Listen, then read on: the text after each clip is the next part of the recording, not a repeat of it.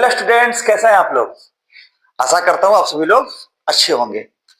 अब यहां से मैं शुरू करने जा रहा हूं 11th और 12th का जो इंपॉर्टेंट चैप्टर्स है, बेसिक चैप्टर्स है, उसके थ्योरी को, उससे रिलेटेड न्यूमेरिकल्स को, और न्यूमेरिकल्स में मैं एचसी वर्मा को और संभवतः एमटीजी जो आपके आईआईटी और मेडिकल के प्रिपरेशन के लिए मोस्ट इंपॉर्टेंट बुक है, उसके न्यूमेरिकल्स को मैं बताऊंगा।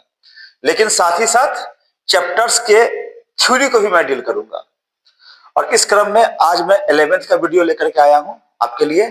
और आज का आपका टॉपिक है, सबको पता ही होगा, vector and scalar. Unit dimension वगैरह भाई खुद से पढ़ लेना अपना, थोड़ा बहुत इसे होगा तो उस पर भी सेपरेट वीडियो बना के डाल दूंगा, कोई बड़ा बात नहीं। बट काम का चैप्टर यहीं से शुरू होता है, ठीक है। वेक्टर एंड स्केलर, ठीक। तो स्वागत है आप सभी का आपके अपने YouTube channel the Gurukul of physics पर। और मैं हूं आपके साथ आपका हमेशा से राजीव सर।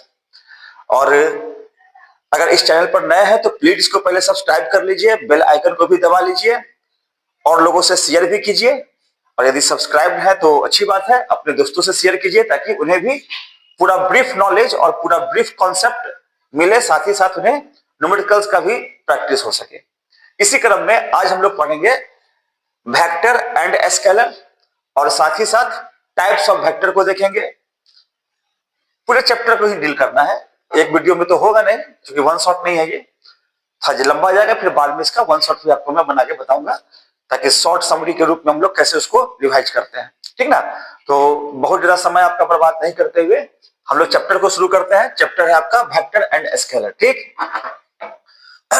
वेक्टर और स्केलर को पढ़ने से पहले हम लोग क्या पढ़ रहे हैं, हम लोग पढ़े होंगे यूनिट डायमेंशन, फिजिकल वर्ल्ड, ये वो। और वहां पर एक डिफिनीशन आपको मिला होगा जिसका नाम है फिजिकल क्वांटिटी। फिजिकल क्वांटिटी क्या होता है, what is a physical quantity, सबसे पहला मन में सवाल। स्केलर वेक्टर तो उसके बाद होगा। तो पहला क्वेश्चन हुआ कि what is a physical quantity. Physical quantity क्या होता है, फिजिकल क्वांटिटी किसे कहते हैं, वगैरह वगैरह। तो हम लोग कह सकते हैं इसमें the quantities by which the rules of physics are explained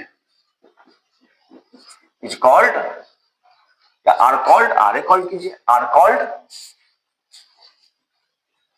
the physical quantities।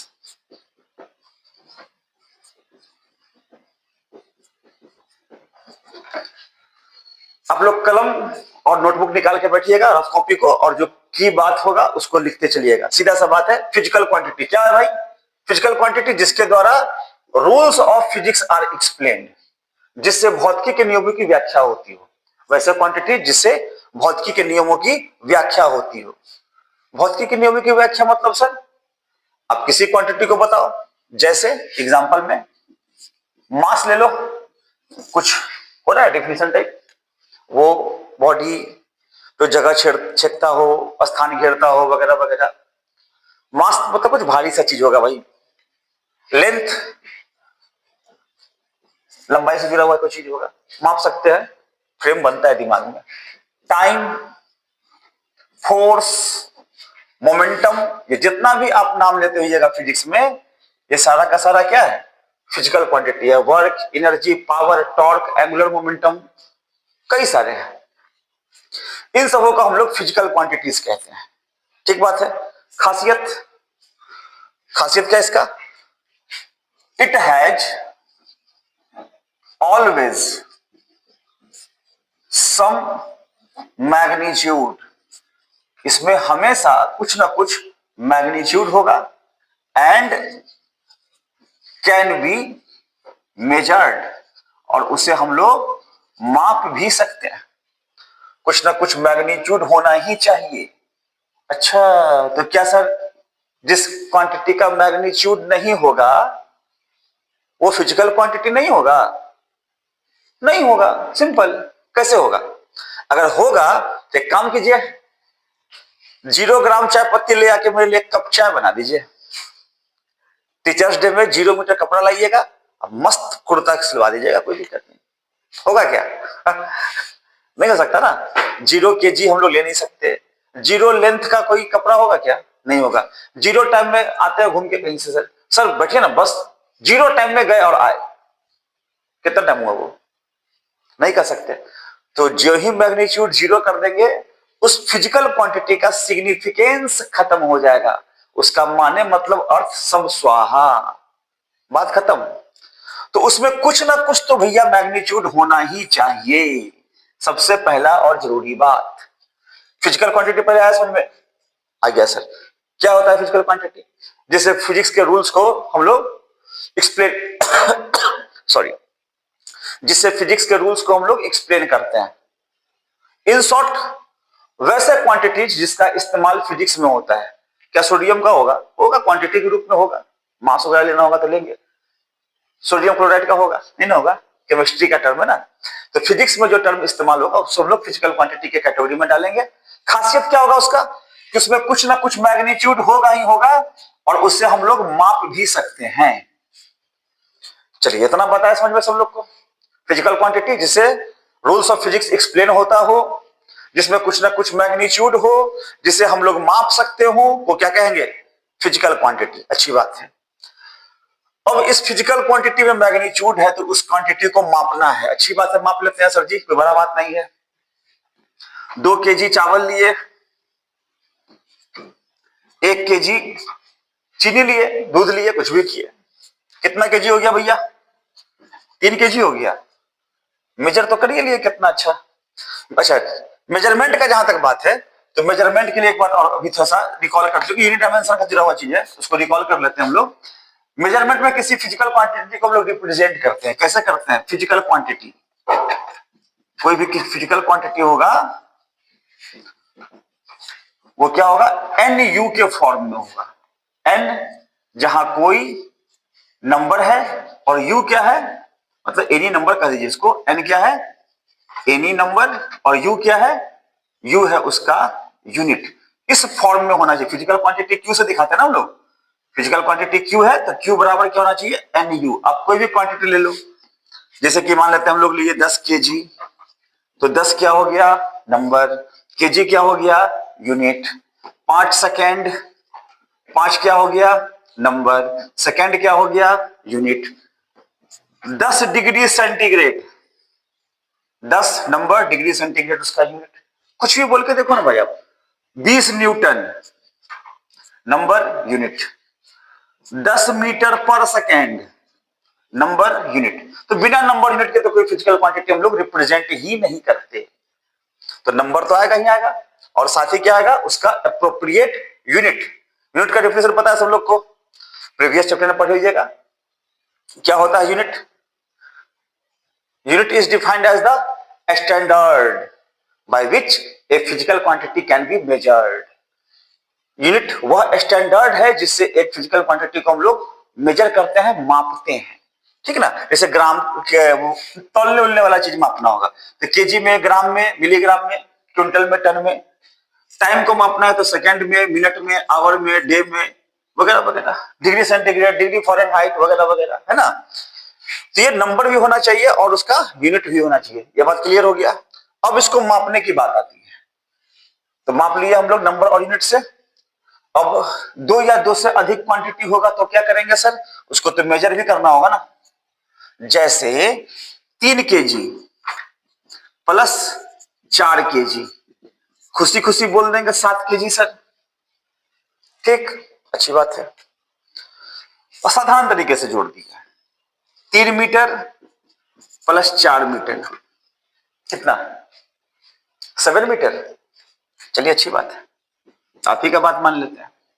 लेकिन यदि आपसे हम बोले कि भैया 3 मीटर और 4 मीटर को अगर हम लोग जोड़े, 4 मीटर और 3 मीटर को, तो इसका जोड़ 7 मीटर तो आता ही आता है, कभी 5 मीटर भी आता है, कभी 1 मीटर भी आता है, दोनों आ सकता है।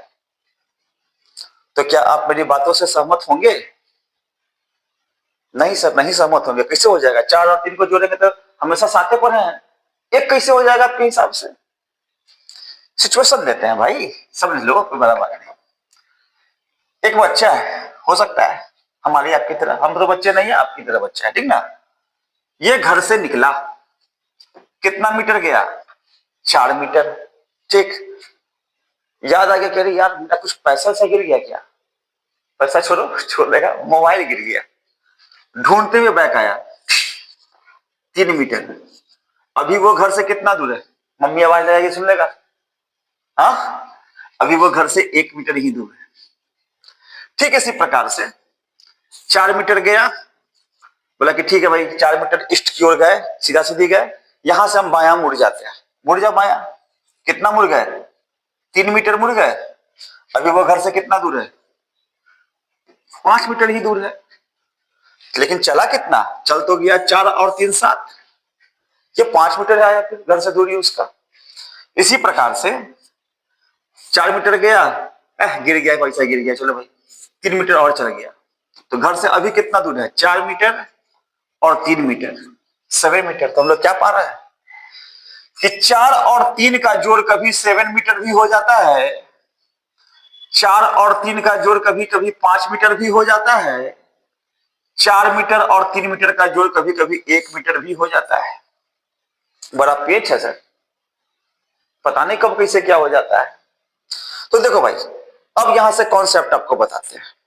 फिजिकल क्वांटिटी को मापना है, नो डाउट मापेंगे। मापने का तरीके में हम लोग को क्या पाए? हम लोग पाए कि कुछ क्वांटिटीज तो ऐसे हैं जिनको सिंपल तरीके से जोड़ा जा सकता है, जैसे 2 KG, 3 KG, 5 KG, 3 metre, 4 metre, 5 metre, 10 degree, 20 degree, 30 degree centigrade, Fahrenheit, जो भी बोल लो। समझ में आ रहा बात? 10 सेकेंड, 5 सेकेंड, 15 सेकेंड, जोड़े सिंपल तरीके से। लेकिन कुछ क्वांटिटीज ऐसे हैं जिन्हें सिंपल तरीके से नहीं जोड़ा जा सकता। समझ में आ रहा बात? जैसे डिस्प्लेसमेंट, घर से दूरी, कहां तक गया बच्चा?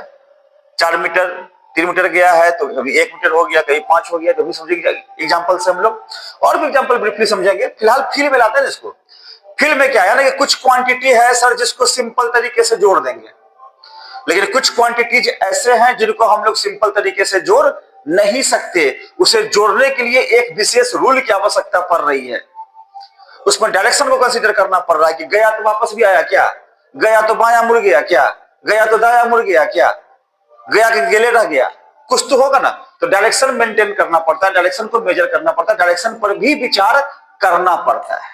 ठीक, अगर डायरेक्शन पर भी विचार किए तो वो एक अलग प्रकार का क्वांटिटी हो गया, और डायरेक्शन पर विचार नहीं किए तो वो एक दूसरे प्रकार का क्वांटिटी हो गया। इन शॉर्ट क्या? इन शॉर्ट ये हुआ, इन शॉर्ट ये हो गया, इसको थोड़ा हटाते हैं थोड़ा सा, और टॉपिक पे हम लोग आते हैं। बात बनाने से अच्छा है टॉपिक पे आएंगे, अपने क्लियर हो जाएगा। मेजर करना है तो अब यहां लिखते हैं हम लोग on the basis of measurement. Measurement के आधार पर there are 2 types of physical quantities. Measurement के आधार पर फिजिकल क्वांटिटी कितने प्रकार के? मेजरमेंट के आधार पर फिजिकल क्वांटिटी मुख्यतः केवल 2 प्रकार के। मेजरमेंट के आधार पर फिजिकल क्वांटिटी कितने प्रकार के? 2 प्रकार के। हम लोग बोलते हैं, क्या बोलते हैं सर? Physical quantity. और इसका कितना प्रकार? इसका केवल 2 प्रकार। कौन कौन सा सर? एक आता है स्केलर, तो दूसरा आता है vector. Scalar quantity, vector quantity. अब कुछ क्लियर हुआ? 2 क्वांटिटीज मेजरमेंट के आधार पर, मापने के आधार पर पता चला कि क्वांटिटी कितने प्रकार का? क्वांटिटी सर 2 प्रकार का। किसके आधार पर? मापने के आधार पर। कौन कौन सा? Scalar quantity, vector quantity. बगल में शादी है, पता नहीं हल्ला चिल्ला मच गया। खैर, हम जोर से बोलेंगे, जोर से बोलेंगे, आपको अच्छा से आवाज सुनाई पड़ेगा ना। तो फिजिकल क्वांटिटी कितने प्रकार का? फिजिकल क्वांटिटी दो प्रकार का, किस आधार पर? On the basis of measurement, मापने के आधार पर। Scalar quantity, vector quantity. यहां तक क्लियर है? यहां तक क्लियर है सर? तो बिठा देंगे इधर से, ताकि हम लोग डिस्टिंग्विश करते हुए लिख सके कि स्केलर क्या होता है, वेक्टर क्या होता है। ठीक है, तो यहां से हम लोग अब बारी बारी से समझते हैं कि स्केलर क्वांटिटी क्या होता है, साथ ही साथ वेक्टर क्वांटिटी क्या होता है। क्या आपको जो पता है, समझने के लिए बताना है, स्केलर का मतलब क्या होता है और वेक्टर का मतलब क्या होता है। चलिए इसको थोड़ा सा बेसिक तरीके से अगर आपको हम बताएं तो बड़ा ही आसान शब्दों में समझा जा सकता है। क्या समझा जा सकता है कि एक तरफ ले लेते हैं हम लोग स्केलर और दूसरी तरफ ले लेते हैं हम लोग वेक्टर। स्केलर है, वेक्टर है। स्केलर को पता है हिंदी में क्या बोलते हैं? इसको बोलते हैं हिंदी में हम लोग अदिश, और इसको बोलते हैं सदिश। जैसा कि आपको चर्चा में बताए थे, दिशा का नॉलेज लेना पड़ता है। कुछ कुछ क्वांटिटीज के लिए डायरेक्शन मायने रखता है। गया है तो बैक भी हुआ है क्या, गया है तो दाहिना मुड़ गया है क्या, है ना। तो थोड़ा सा डायरेक्शन को कंसीडर करना पड़ेगा। बिना डायरेक्शन के हम लोग उस क्वांटिटी को ठीक तरीके से मेजर नहीं कर सकते। तो अदिश का मतलब क्या हुआ? जिसमें दिशा ना हो, जिसमें दिशा न हो। ठीक। और सदिश का मतलब जिसमें दिशा हो। जैसे ज्ञानी, क्या होता है ज्ञानी का मतलब? जिसके पास नॉलेज हो, और जिसके पास नॉलेज ना हो क्या बोलिएगा उसको? अज्ञानी। तो जिसके पास डायरेक्शन हो, सदिश, साथ में दिश यानी कि दिशा, और अदिश जिसमें दिशा नहीं हो। तो मेजर डिफरेंस अगर देखा जाए डिफिनेशन के साथ भी, तो स्केलर क्वांटिटी क्या होता है भाई? द क्वांटिटी, सबसे पहला बात, the quantities which have only magnitude, not the direction। वह क्वांटिटी जिसमें केवल क्या हो? only magnitude not the direction are called scalar quantity। Scalar quantities भी कह सकते हैं। ठीक है। They are added by simple rules of algebra. इसको हम लोग कैसे जोड़ते हैं? सिंपल रूल्स ऑफ अलजेब्रा से। जैसे 2 + 2 4, 3 + 2 5, 4 + 3 7 वगैरह वगैरह। और तीसरा एक खासियत है इसमें, देयर रिजल्टेंट। रिजल्टेंट समझते हैं? इसको बोलते हैं परिणामी। जैसे 2 + 2 ये इंडिविजुअल क्वांटिटी हो गया, जोड़ने पर परिणाम क्या है? 4। किसी को बोलते हैं रिजल्टेंट। जोड़ने के बाद जब 2 या 2 से अधिक क्वांटिटी को जोड़ेंगे या घटाएंगे तो कुछ परिणाम ही आएगा ना, रिजल्टेंट, उसी को बोलते हैं। Their resultant does not depends upon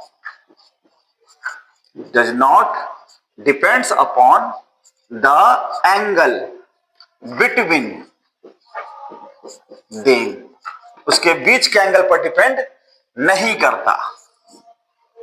example भी ले लो कुछ।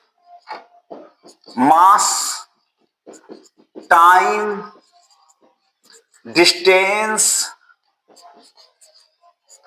Temperature, speed, work, energy, power, moment of inertia, electric current वगैरह, बहुत सारा क्वांटिटी है भाई।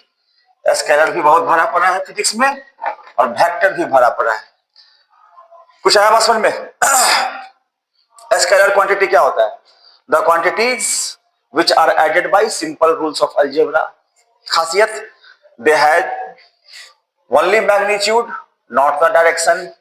Their resultant does not depends upon the angle between them। उसके बीच के एंगल पर डिपेंड नहीं करता है। ठीक। और वेक्टर क्या होता है सर? वेक्टर में भी देख लो, द क्वांटिटीज,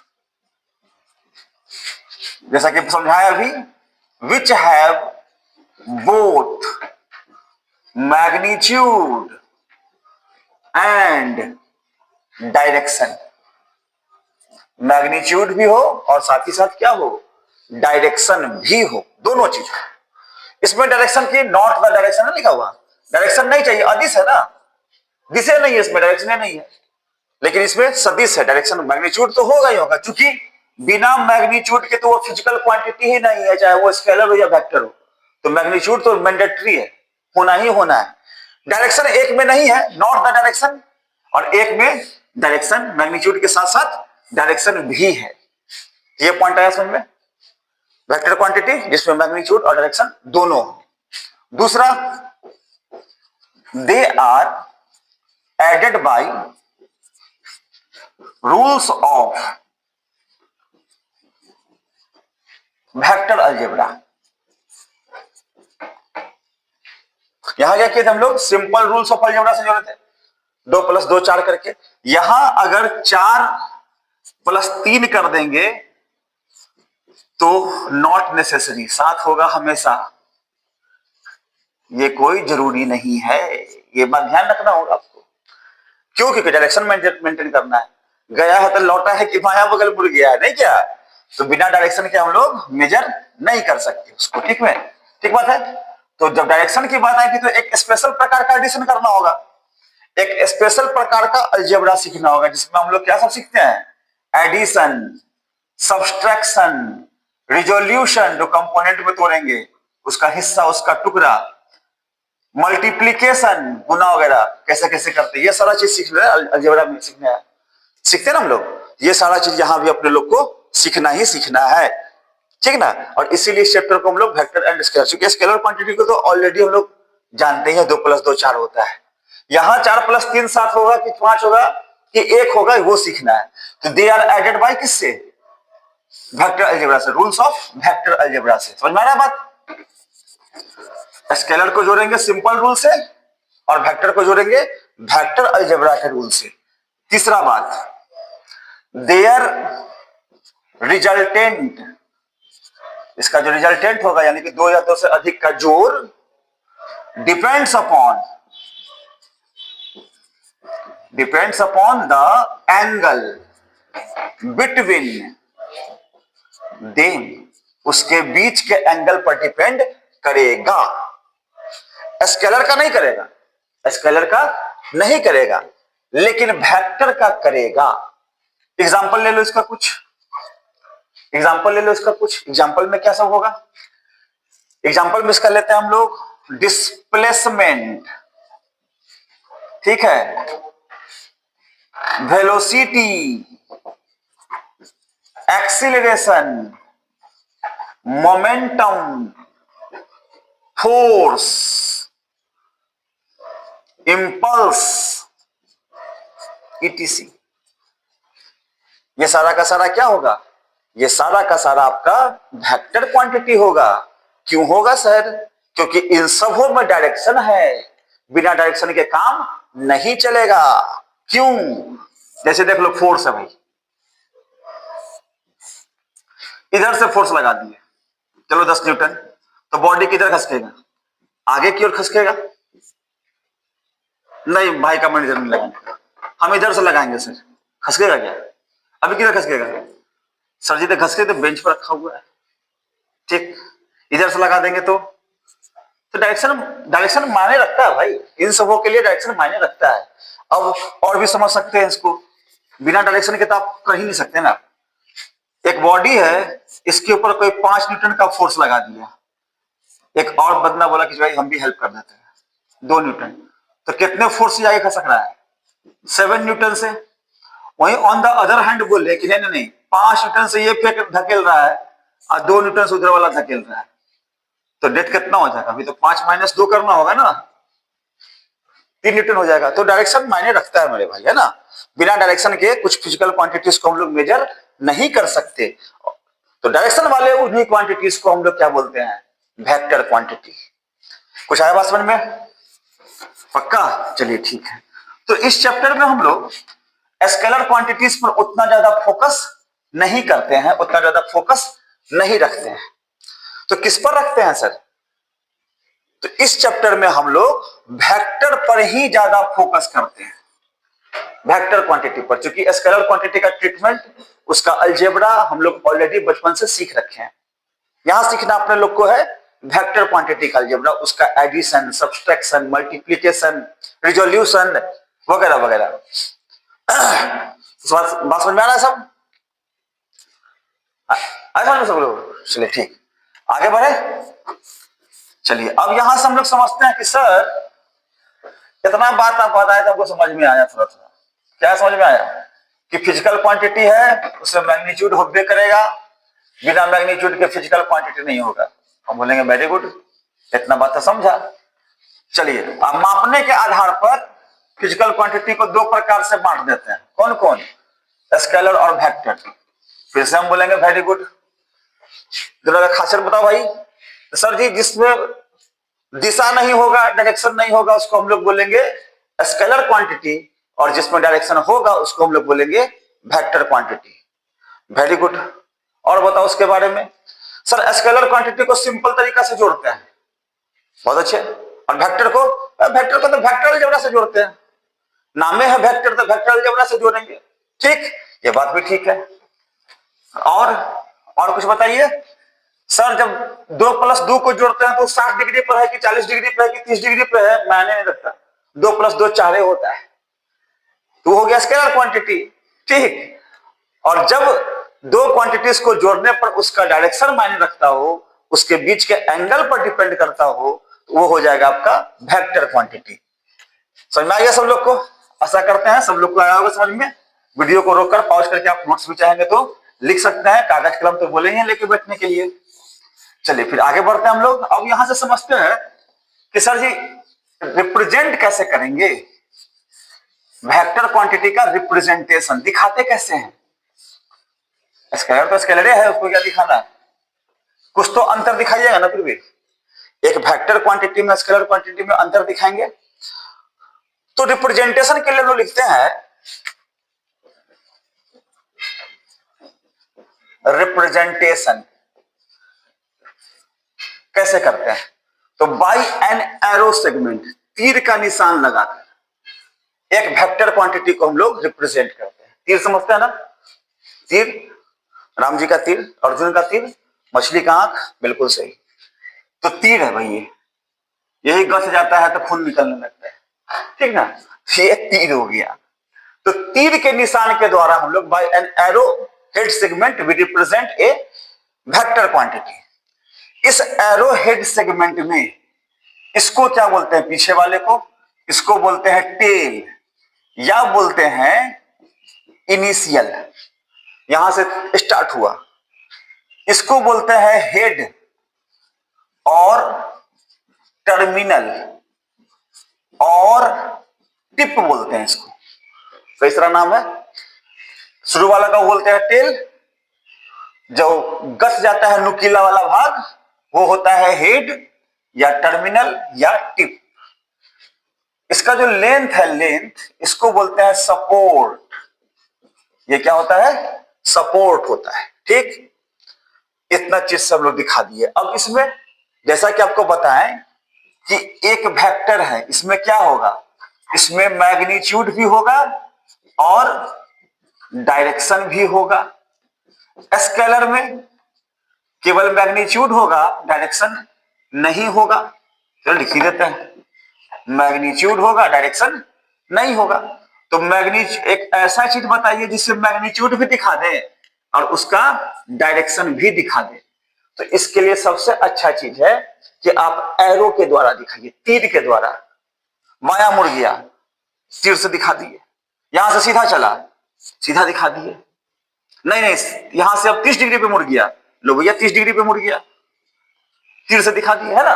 तो तीर दिखा से बना बना के हम लोग डायरेक्शन को रिप्रेजेंट करते हैं। अब इसमें क्या है ना कि तीर का जो लंबाई है, जिसको सपोर्ट कह रहे हैं हम लोग, तीर का क्या लंबाई, सपोर्ट, ये क्या देता है, ये देता है मैग्नीट्यूड।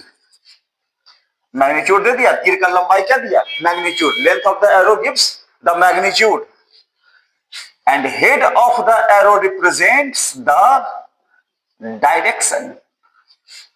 तो तीर का सपोर्ट या फिर मैग्नीट्यूड लंबाई क्या दिया, मैग्नीट्यूड दिया, और तीर का जो एरो का जो हेड है, जो टर्मिनल है, जो टिप है, जो भोंका जाता है, वो क्या देगा? डायरेक्शन देगा।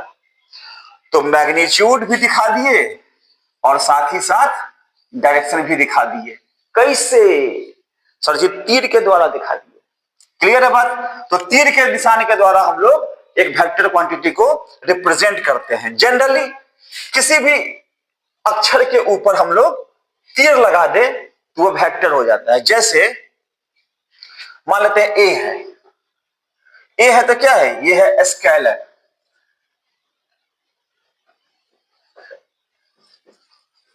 ये हो गया स्केलर ए। लेकिन अगर इसी ए के ऊपर अगर तीर लगा दे तो ये हो जाएगा वेक्टर ए। तीर के लिए बोलेंगे वेक्टर, ए तो है ये है। बी पर तीर तो क्या पढ़िएगा? Vector B. सी पर तीर क्या हो जाएगा? Vector C. ओ ए पर तीर लगा दिए तो vector O A, vector B C, vector A B, vector P Q. P Q vector भी बोल सकते हैं, वेक्टर के शब्द का इस्तेमाल बाद में भी कर सकते हैं। तो सीधा सा बात है, एक लेटर हुआ जिसके ऊपर तीर नहीं है, एक लेटर हुआ जिसके ऊपर तीर है। क्योंकि हर बार लंबा लंबा तीर थोड़े बनाएंगे, हर बार लंबा लंबा तीर नहीं बनाएंगे। तो उस लेटर के ऊपर हम लोग क्या करते हैं ना, तीर लगा देते हैं। जैसे मानो यही वेक्टर खींच दिए हम लोग, ए पर तीर, ओ कर दिए, ए कर दिए, तो वेक्टर ओ ए। इस तरीके से तो किसी भी अक्षर के ऊपर हम लोग अगर तीर का निशान लगा देते हैं तो वो क्या हो जाता है? तब सर वो एक वेक्टर क्वांटिटी हो जाता है। तो इस तरीके से हम लोग किसी वेक्टर को रिप्रेजेंट करते हैं। ध्यान में रहेगा बात? कैसे करेंगे? हाँ, किसी भी अक्षर के ऊपर तीर लगाकर हम लोग एक वेक्टर क्वांटिटी को रिप्रेजेंट करते हैं। अच्छी बात है, ये अच्छी बात है। और भी अच्छी बातें होंगी। कैसे होंगी आगे सीखेंगे, धीरे धीरे सीखेंगे। क्योंकि मेरा ये मानना है भैया, एक ही बार में घचपच नहीं होना चाहिए। खाना तभी खाना चाहिए जब भूख लगी हो। तो स्टेप बाय स्टेप सारा बात सिखाएंगे आपको। 1% भी टेंशन मत लीजिए, क्योंकि आप राजीव सर के पास हैं। तो रिप्रेजेंटेशन आ गया समझ में? कैसे रिप्रेजेंट करते हैं? By an arrow segment on the head of a letter we represent a vector quantity in which the length of arrow represents the magnitude and head of arrow represents the direction of a vector quantity।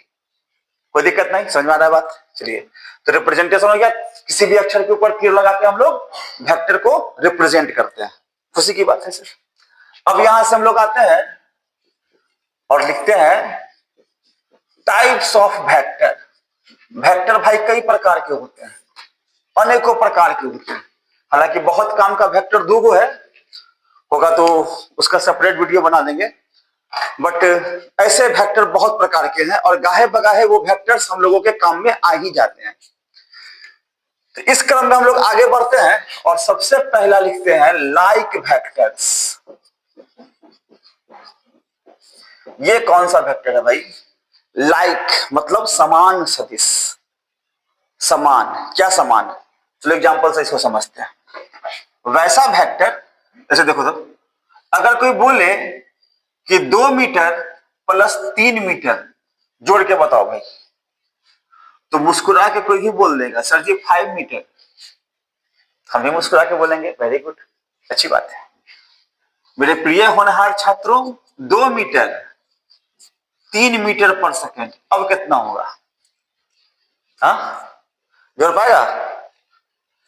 इसको कोई नहीं जोड़ पाएगा, Rajiv sir भी नहीं जोड़ पाएंगे।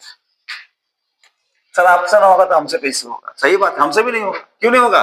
Because both are dissimilar quantities. ये सिमिलर नहीं है, लाइक नहीं है, अनलाइक है। इसको जोड़ दिए, क्यों? क्योंकि लाइक था। इसको नहीं जोड़ पाए, क्यों? क्योंकि अनलाइक है। तो मैथमेटिक्स का ही रूल कहता है, क्या कहता है? लाइक को हम लोग जोड़ पाते हैं, अनलाइक को नहीं जोड़ पाते हैं। जा कभी ध्यान ही नहीं दिए सर। देखा x प्लस एक्स 2x जोड़ दिए, अब x प्लस वाई जोड़ के बताओ, कभी जुड़ेगा ही नहीं, जुड़ेगा? कभी नहीं जुड़ेगा। तो इसको कैसे जोड़ेंगे? कभी नहीं जोड़ पाएंगे। नहीं जोड़ पाएंगे तो हटाइए, बात खत्म ही कीजिए सर। आइए टॉपिक पर बताइए। अब तो बताना क्या था, समझ में आ गया आपको? क्या समझ में आ गया कि the vectors which can be added और सब्स्टिट्यूट, शॉर्ट में बताते हैं। The vectors which have same sense, मतलब जिसका सेम होता हो, वेदर, उतना लिखेंगे नहीं, समझ सुन लो भाई, whether its magnitude and direction is same और नॉट। वैसा वेक्टर जिसका सेंस सेम हो, चाहे उसका मैग्नीट्यूड और डायरेक्शन सेम हो या ना हो, मैटर नहीं करता, सेंस सेम होना चाहिए। जैसे डिस्प्लेसमेंट, डिस्प्लेसमेंट, वेलोसिटी, तो भैया वेलोसिटी, फोर्स, तो फोर्स, ये सब का क्या है? सेंस सेम है, माने मतलब सेम। डिस्प्लेसमेंट अभी पूरब की ओर या पश्चिम की ओर, डिस्प्लेसमेंट डिस्प्लेसमेंट है ना? तो displacement displacement, velocity velocity, force force, momentum momentum, impulse impulse, ये सारा का सारा सेम सेंस का है। खासियत क्या है? Only like vectors can be added और सबट्रैक्टेड। केवल लाइक वेक्टर्स को ही हम लोग जोड़ सकते हैं या घटा सकते हैं, सिंपल। इसी क्रम में आपका आ गया अगला में अनलाइक वेक्टर्स। ये क्या होता है? अनलाइक वेक्टर्स क्या होता है सर? सीधा सा बात है, द वेक्टर्स विच हैव, यहीं से ठीक कर सकते हैं, डिफरेंट सेंस, जिसका डिफरेंट सेंस हो। जैसे डिस्प्लेसमेंट के साथ वेलोसिटी को लगा दो, वेलोसिटी के साथ एक्सीलरेशन को डाल दो, फोर्स के साथ मोमेंटम को लगा दो, किसी को लगा दो, अलग अलग लगा दो, ये सब क्या हो जाएगा? अनलाइक वेक्टर्स हो जाएगा। अब इसका मैग्नीट्यूड सेम हो ना हो मैटर नहीं करता, लेकिन अलग अलग चीज है, इस कारण से ये क्या होगा? अनलाइक होगा। इसको क्या कर सकते हैं?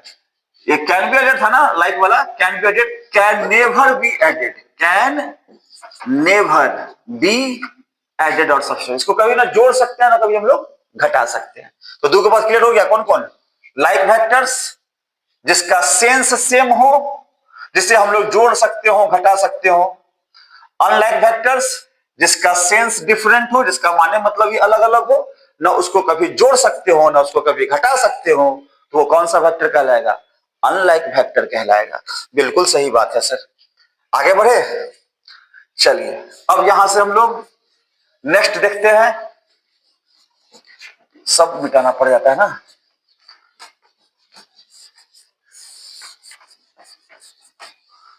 अब यहां से हम लोग चलते हैं किसके ऊपर? चलिए अब यहां से हम लोग थर्ड में आते हैं, इक्वल वेक्टर्स। इक्वल वेक्टर्स किसे कहते हैं? The vectors which have same sense with same magnitude and direction. Sense भी सेम है, मैग्नीट्यूड भी सेम है, डायरेक्शन भी सेम है, सब कुछ सेम है भैया, तो क्या कहलाएगा ये?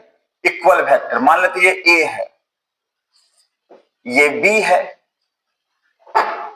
अगर ए का, अच्छा मैग्नीट्यूड का पूरा मॉड लगा के दिखाते हैं। अगर ए का मैग्नीट्यूड और बी का मैग्नीट्यूड सेम है, तीर का नोकी भी देख लो सेम में है, तो दोनों क्या हो जाएगा? इक्वल वेक्टर हो जाएगा। और भी कंडीशन ऑफ इक्वलिटी है, कंपोनेंट वगैरह जब सीखेंगे तो बताएंगे वहां फिर से। तो ऐसे सेंस सेम हो गया, मैग्नीट्यूड भी सेम हो गया, डायरेक्शन भी सेम हो गया, तो ऐसे वेक्टर को क्या बोलेंगे?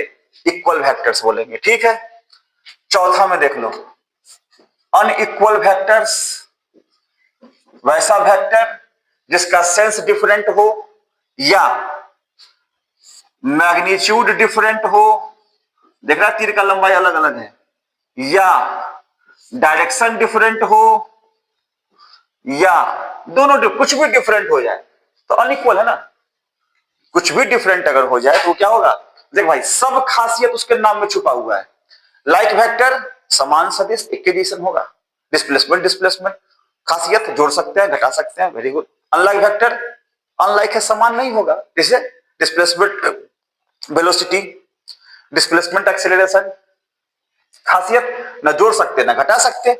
इक्वल वेक्टर कथी इक्वल, क्या इक्वल होगा, मैग्नीट्यूड डायरेक्शन और सेंस। अनइक्वल वेक्टर क्या अनइक्वल होगा, या तो मैग्नीट्यूड या फिर डायरेक्शन या फिर उसका सेंस, कुछ भी अगर अलग हो गया तो वो क्या हो जाएगा, अनइक्वल वेक्टर हो जाएगा। क्लियर है, बस सारा खासियत उसके नाम में छुपा हुआ है मेरे भाई, और थोड़ा सा प्रॉपर्टी उसके बारे में जानना है। नेक्स्ट हम लोग आते हैं पैरेलल वेक्टर्स। पैरेलल वेक्टर क्या होता है भाई, मैग्नीट्यूड बराबर हो ना बराबर हो मैटर नहीं करता भाई, जिसका सपोर्ट एक दूसरे को कभी नहीं काटे। The vectors whose support can never intersect to each other whether its magnitude and direction is same, direction तो सेम होगा ही, सपोर्ट एक दूसरे को कभी ना काटे। देखो कितनों आगे पीछे घसकाएंगे, इसका सपोर्ट कभी काटेगा नहीं काटेगा।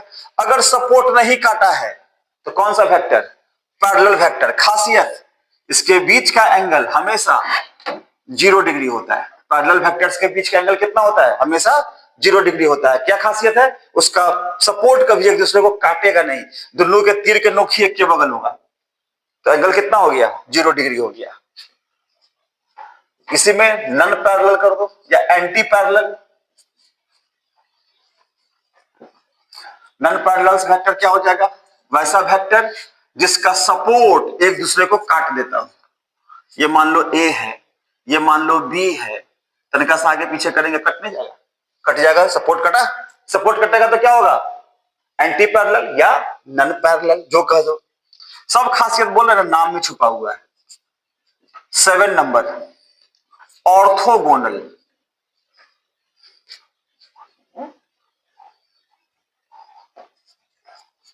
ऑर्थोगोनल वेक्टर्स, ये वेक्टर क्या होता है, वैसा वेक्टर जो एक दूसरे पर म्यूचुअली परपेंडिकुलर हो।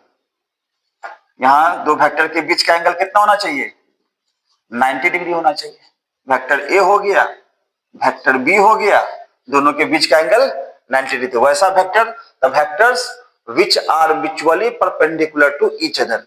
मैग्नीट्यूड सेम हो ना हो मैटर नहीं करता, है ना, एक दूसरे पर बस परपेंडिकुलर होना जरूरी है। अगर परपेंडिकुलर है तो वो वेक्टर क्या कहलाएगा, वो वेक्टर कहलाएगा ऑर्थोगोनल वेक्टर। चलो एक इंटरेस्टिंग वेक्टर सिखाते हैं, अपोजिट और नेगेटिव वेक्टर्स। ये क्या होता है, ये कभी कभी काम ज्यादा आता है, ऐसे तो सब काम आता है, ये कुछ ज्यादा आता है। क्या खासियत है इसका, अपोजिट वेक्टर का, वैसा वेक्टर जिसका डायरेक्शन एक दूसरे के क्या हो, अपोजिट हो।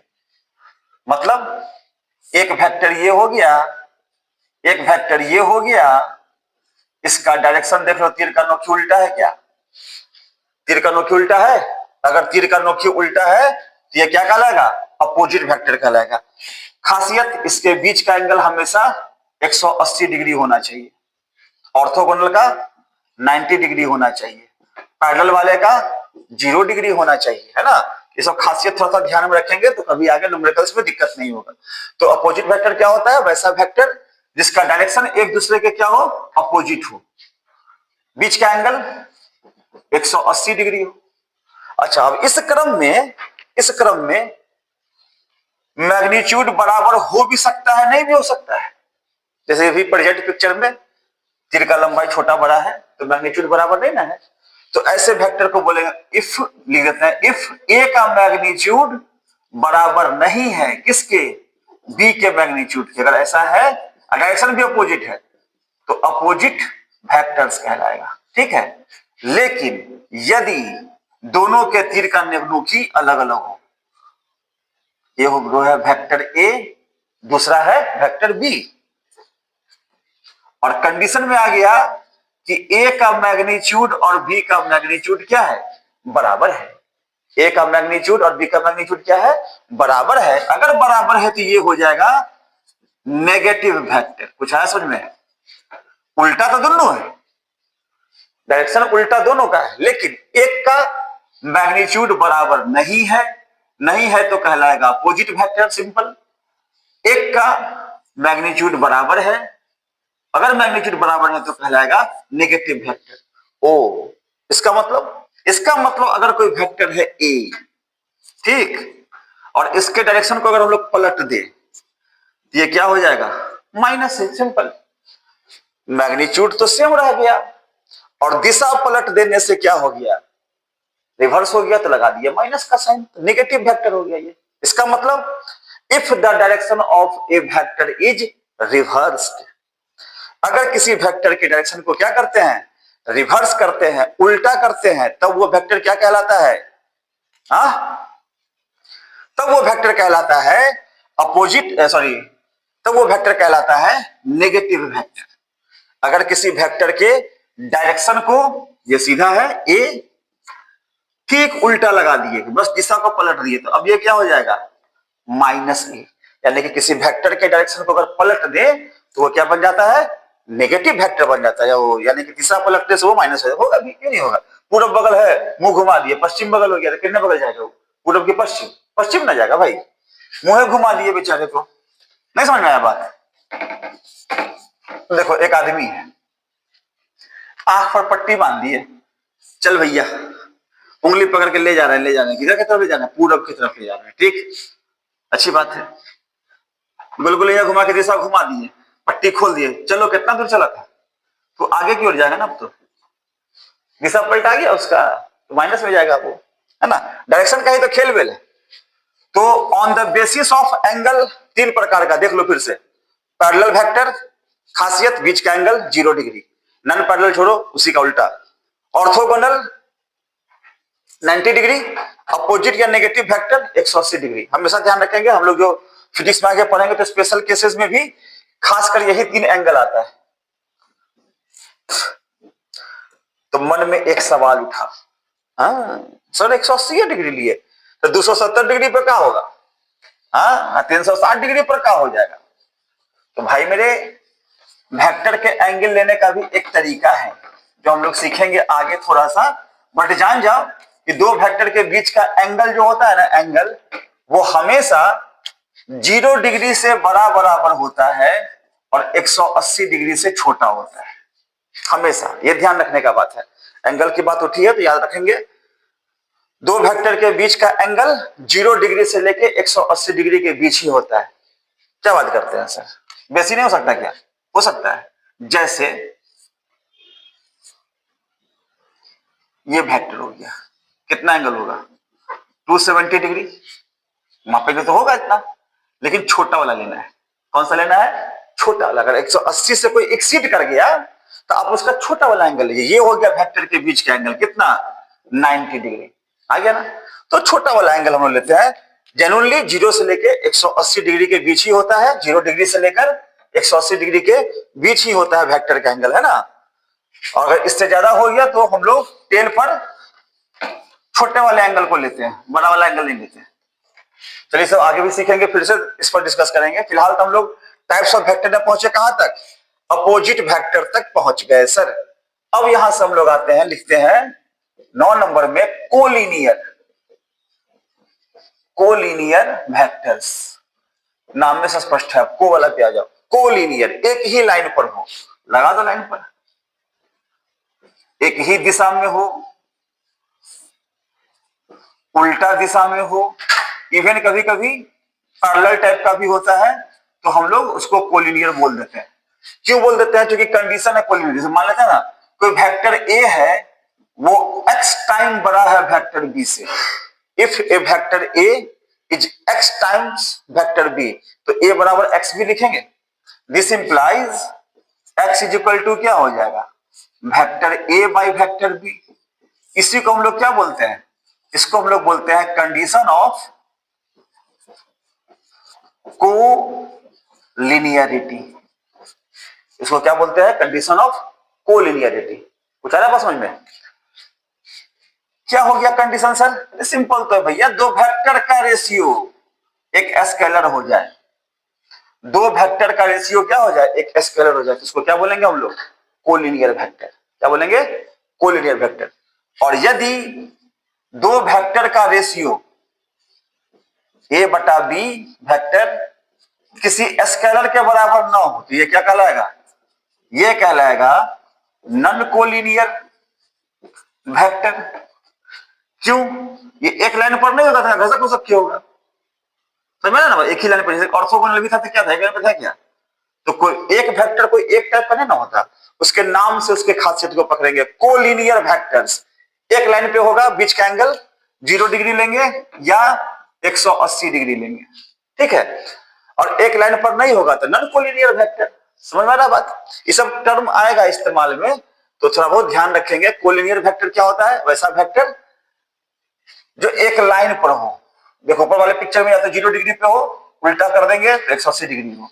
0 डिग्री किसका होता है? पैरेलल वाले का। तो एक वेक्टर कोई एक प्रकार का नहीं होता। 180 डिग्री अपोजिट वाले का, तो एक वेक्टर कोई एक प्रकार का नहीं होता। बार बार बोल रहे हैं, एक वेक्टर कोई एक प्रकार का नहीं होता, इसलिए अलग अलग प्रकार का होगा। तो दोनों बताया समझ में? Collinear vector, non collinear vector 10 number में।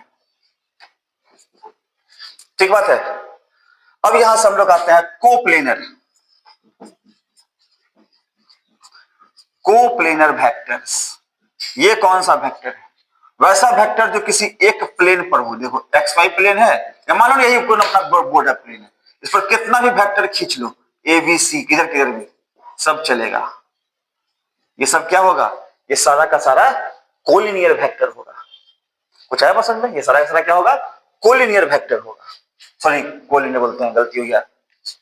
कोप्लेनर वेक्टर, जो कि प्लेन सेम है, प्लेन क्या है? सेम है, इसलिए क्या होगा? कोप्लेनर होगा। इसी में अगर हम लोग प्लेन को चेंज कर दें, नॉन कोप्लेनर वेक्टर्स, ये क्या होगा सर? देखो प्लेन है, समझो इसको, एक्स एक्सिस है, वाई एक्सिस है, जेड एक्सिस है। एक वेक्टर खींच लिए वेक्टर ए, एक खींच दिए वेक्टर बी, एक खींच लिए वेक्टर सी। यहां एबीसी क्या होगा? यहां एबीसी नॉन कोप्लेनर होगा। क्यों होगा सर?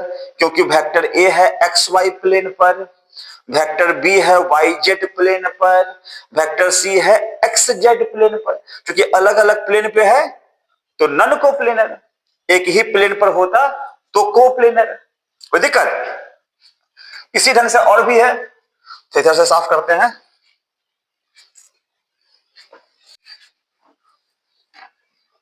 अब यहां से हम लोग आते हैं, को वाला सीरीज चल रहा है, तो को इनिशियल वेक्टर्स, ये कौन से वेक्टर्स हैं? अभी आप लोगों को सिखाए थे हम, एक तीर के द्वारा वेक्टर को रिप्रेजेंट करते हैं। तीर का ये क्या कहलाता है? इनिशियल, ठीक। और ये क्या कहलाता है? टर्मिनल, है ना? तो को इनिशियल मतलब जिसका इनिशियल सेम हो। मतलब क्या? एक पॉइंट पर से अलग अलग साइज का वेक्टर खींच लीजिए एबीसीडी, ये एबीसीडी क्या होगा? को इनिशियल होगा। क्यों होगा? क्योंकि सबका इनिशियल कह लीजिए या टेल कह दीजिए, सबका इनिशियल या टेल कहां पे है? किसी एक बिंदु पे है। एक ही बिंदु पे होगा तो वो क्या कहलाएगा? को इनिशियल वेक्टर कहलाएगा। ठीक इसी प्रकार से को टर्मिनस वेक्टर्स, एक निशाना खोज लीजिए और जितना भी तीर चला के मार सकते हैं इस पर चला के मार दीजिए। ए है, बी है, सी है, ये सारा का सारा क्या होगा? को टर्मिनस। क्यों होगा? क्योंकि सबों का टर्मिनल पॉइंट क्या है? सेम है, किसी एक ही बिंदु पे है। तो ऐसे वेक्टर्स को क्या बोलेंगे? को टर्मिनस वेक्टर बोलेंगे। ठीक है। इसी ढंग से को एक्सियल वेक्टर्स, को एक्सियल वेक्टर्स क्या होता है? ये भी बड़ा आसान है। को एक्सियल वेक्टर होता है, देख लीजिए, the vectors which are concerned with a circular path, वैसा वेक्टर जो किसी सर्कुलर पाथ से रिलेटेड हो, जैसे angular displacement, angular velocity, angular acceleration, centripetal force, centrifugal force. समझ ना बात? ये सारा का सारा क्या होगा, कोएक्सियल होगा या फिर एक्सियल वेक्टर, एक्सियल वेक्टर ना बोलते, एक्सियल वेक्टर भी कहते हैं इसको, ठीक ना। कोएक्सियल या axial vector, the vectors which are related with a circular path, जो सर्कुलर पाथ से जुड़ा होगा। एंगुलर डिस्प्लेसमेंट हो गया, एंगुलर वेलोसिटी हो गया, एंगुलर एक्सीलरेशन हो गया, ये सारा का सारा वेक्टर क्या होगा, कोएक्सियल होगा या फिर एक्सियल होगा, ठीक है। इसी के बाद पोलर वेक्टर्स। पोलर वेक्टर क्या होता है, the vectors whose direction remains always fixed, वैसा वेक्टर जिसका डायरेक्शन हमेशा क्या हो, फिक्स हो, कभी किसी स्थिति परिस्थिति में चेंज नहीं करता हो। जैसे एक बॉडी को हम लोग ऊपर से गिराते हैं, इसके ऊपर जी लगता है ना, जी, ये कहीं बदलाएगा, संडे का संडे भी नीचे ही लगेगा, नहीं, फिक्स है इसका डायरेक्शन। कोई बॉडी सर्कुलर पाथ पर मूव करता है तो सेंटर की ओर लगने वाला फोर्स, सेंट्रीपिटल फोर्स, डायरेक्शन बदलाएगा, नहीं बदलाएगा। मूव करता है तो सेंटर से बाहर की ओर लगने वाला फोर्स, सेंट्रीफ्यूगल फोर्स, इसको भी आप सही दिखाते हैं, सेंट्रीफ्यूगल फोर्स। अंदर की ओर लगा तो सेंट्रीपिटल फोर्स। ये सब क्या, डायरेक्शन हमेशा फिक्स है। इन सबों का क्या है, डायरेक्शन हमेशा फिक्स है, कभी नहीं बदलाता। अगर डायरेक्शन फिक्स है तो वो क्या कहलाएगा, पोलर वेक्टर कहलाएगा, ठीक है। पोलर वेक्टर के बाद हम लोग आते हैं तो लिखते हैं प्रोपर वेक्टर्स। प्रोपर वेक्टर्स, ये वेक्टर्स क्या है, वैसा वेक्टर जिसमें कुछ ना कुछ मैग्नीट्यूड हमेशा ही हो। बिना मैग्नीट्यूड का तो वैसे वेक्टर नहीं होने का, लेकिन एक वेक्टर ऐसा है जिसका मैग्नीट्यूड हमेशा 0 होता है, जिसका बोलते हैं एक्सेप्ट नल और zero vector, all the vectors are proper vectors, all the vectors are proper vectors, यानी कि सभी वेक्टर्स हैं, लेकिन नल वेक्टर या जीरो वेक्टर को छोड़कर सारा का सारा वेक्टर क्या कहलाएगा, प्रॉपर वेक्टर कहलाएगा। तो पहले ही बता चुके आपको कि एक वेक्टर कोई एक प्रकार का होगा नहीं, एक वेक्टर कई प्रकार के होते हैं, बस उसके नाम के साथ हम लोग उसके खासियत को जानते हैं। अब चूंकि ये वीडियो काफी लंबा हो गया है, आप लोग देखते देखते बोर हो जाएंगे, तो इसका पार्ट 1 यहीं पे खत्म करते हैं। टाइप्स ऑफ वेक्टर का ही बहुत सारा टाइप बचा हुआ है, जैसे आप जीरो वेक्टर भी जस्ट लिखे ना, जीरो वेक्टर हो गया। मेन काम का वेक्टर तो अब आएगा, यूनिट वेक्टर, पोजीशन वेक्टर, कुछ न्यूमेरिकल्स भी करवाएंगे उसके ऊपर, localised vector, free vector, mutually perpendicular unit vectors, और तब जाकर हम लोग वेक्टर अलजेब्रा पढ़ेंगे, है ना। तो आज के क्लास को यहीं पे खत्म करते हैं। आप इसको देखिए, इसको पढ़िए, इसको समझिए, कहीं कोई डाउट लगे तो कमेंट में आ जाके हमसे पूछ भी सकते हैं कि तो ये कैसे हो गया, वो कैसे हो गया, है ना। ये सब नाम के साथ बस ध्यान रखने का है कि वेक्टर किसे कहते हैं, स्केलर किसे कहते हैं, उसके बीच का डिफरेंस जो लकीर खींच के बना के दिए थे वो डिफरेंस ध्यान रखना है। और नाम के रिप्रेजेंट कैसे करते हैं, तो तीर लगा के रिप्रेजेंट करते हैं। आप समराइज की जगह से वन शॉट बनाएंगे भी इसका हम लोग। और जितने भी टाइप्स का वेक्टर है सब उसके नाम के साथ जुड़ा हुआ है। कुछ कुछ खासियत है एंगल के आधार पर, प्लेन के आधार पर, है ना, क्योंकि डायरेक्शन को तो मानना है ना। तो हम लोग नेक्स्ट वीडियो में मिलते हैं। चैनल पर नए हैं तो फिर से बोल रहा हूं, प्लीज को सब्सक्राइब कर लीजिए, और लोगों से भी सब्सक्राइब करवा दीजिए, और लोगों से शेयर कीजिए, लाइक कीजिए, वीडियो को पूरा पूरा देखिए, क्योंकि पूरा पूरा देखने पे ही पूरा पूरा कॉन्सेप्ट आएगा। और फिर मिलते हैं हम लोग अगले वीडियो में, तब तक के लिए बाय।